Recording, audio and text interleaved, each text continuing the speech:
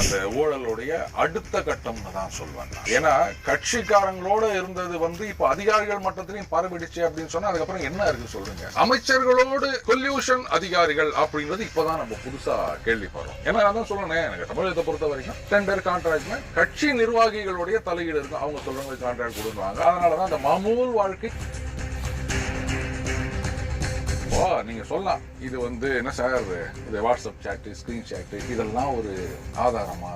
இது வரைக்கும் அவங்க டீப்பா விசாரிக்காம இருந்திருப்பாங்க. வெறும் இந்த பேப்பரை மட்டும் வச்சுட்டு அவங்க கேஸை ப்ரொசீட் பண்ணிடுவாங்கன்னு நீங்க நம்பிட்டு இருந்தீங்கன்னா நீங்களும் நானும் தான் முட்டா. எவிடன்ஸும் ஒண்ணு கிடைச்ச. சோ இதுக்கு பின்னாடி எல்லா வேலையும் கிரவுண்ட் ஒர்க்கையும் அவங்க ஆல்ரெடி பண்ணி முடிச்சிருப்பாங்க.